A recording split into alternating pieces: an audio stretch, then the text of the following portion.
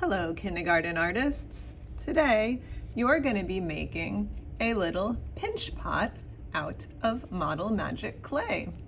You're going to learn how to shape your pinch pot, how to put textures in your pinch pot, and how to make it look extra special. Everybody's going to get one package of Model Magic. You might need to use a pair of scissors to open it. Open your package. Take out your Model Magic. Mine is sticking to the package. Goodness. And as soon as you get all your Model Magic out, go ahead and throw away the wrapper in the garbage, not the recycling. Now, you're going to take your Model Magic and roll it into a ball. First, you might squeeze it into a ball. You can roll a ball like this between your hands. You could pack it like a snowball, or you could roll it flat on the table. Get your Model Magic into a nice shaped ball. Mine feels pretty sticky. Then you're going to press your Model Magic onto the table just slightly, just so you get a flat edge right there. Okay, now we're ready to start forming the pinch pot. Go ahead and take your thumbs and your first and second fingers and pinch them together like little crab claws. That is the motion that you need to make a pinch pot. And the reason it's called a pinch pot is because you pinch the edges to form it. Before we can even pinch, the first thing we're going to need to do is to put a little indent in our ball of clay. So I like my thumb to come up and over, and sometimes I even go into my clay and just push down a little bit. It should kind of look like a donut. The hole shouldn't go all the way through. Then, using your thumb and your first and second finger, you're going to pinch. Go ahead and start pinching the walls of your clay. Once you get the opening big enough, you can even pinch it with both thumbs and first and second fingers. So pinch, pinch, pinch. Everything should look nice and even. I'm gonna push down on that just a little bit. There we go. All right. Now, when you started out class today, you watched a quick song about textures. And you learned that texture is the way that something feels. Or on your table is a whole bunch of texture objects. And we're going to use these objects to put some textures into our pinch pot. You need to use at least 3 textures. You can use more, but you need to use at least 3. So is it okay to use only 2? I hope you said no, because 2 is less than 3.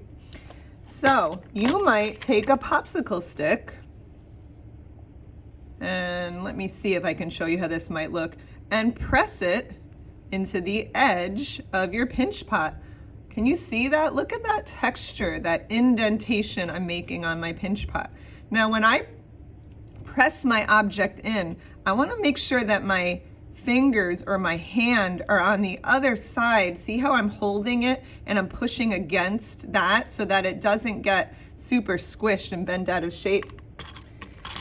You could also use this textured cardboard. It's called corrugated cardboard. Maybe you want to make that. Use that to make your texture. So I'm going to push it on the outside and hold my fingers there. Ooh, see how it has that ridging look? I'm going to put that in a few places around my pinch pot. Okay, maybe you want to use some of this cool mesh stuff. It's going to give you a neat diamond pattern. That's what I used here to get these diamonds. Let me see if I have a spot for my diamonds. Maybe right here. I'm going to push that in. Maybe, let's see, maybe here I'll put in more diamonds. You might also like this polka dotty stuff. Now this one you really have to press carefully because it takes a little bit of pushing. but it makes this cool, can you guys see that? This cool polka dotted pattern. And the last one you might want to try, mine's getting a little bit bent out of shape, so I want to fix it a little, is the shell. Now don't press this part of your texture into the shell, into your clay. That's not really where the texture is. You want to use this part, the ridging that you can feel with your fingers. Maybe you want to push the shell into the bottom and have one shell. Ooh, it's gotten stuck. Yikes. There we go. One nice little shell in the bottom. Maybe you want to put some shell designs along the edges. That could be kind of cool. All right. Now, once you have all of your textures, at least 3, the last thing you're going to do is shape your pinch pot. You can leave it just round like this. Maybe you want to have it look like a lemon and pinch the edges. Does that kind of look like a lemon? Maybe you want to make it more square shaped and have it fold up to be a square.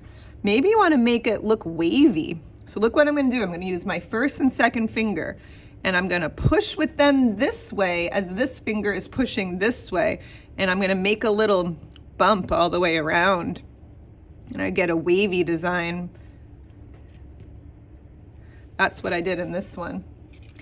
The last thing you might want to do is create a heart. In that case, you do one bump and pinch the other end, and it looks like a heart, doesn't it? All right, I think I might just do a basic round one. So I'm gonna kind of reshape my pinch pot very gently because I don't want to smush my textures away. And once you are all done, you're gonna raise your hand and let your teacher know that you are ready to have your holes put in. And you're gonna let your teacher know where you want those to be. These holes are gonna be where your pinch pot is gonna have its handle attached. So they should be across from each other. One on one side, one on the other. And so your teacher is gonna do that for you. And then on the bottom, they're gonna write your name, I'm Miss Nasser, and your class code on the bottom. So K, whatever it is your class code is, and then collect it in the class box. And your pinch pots are done, and you can clean up from that activity, and then your teacher will let you know what you can do next. I can't wait to see your pinch pots in person. I hope you have so much fun making them.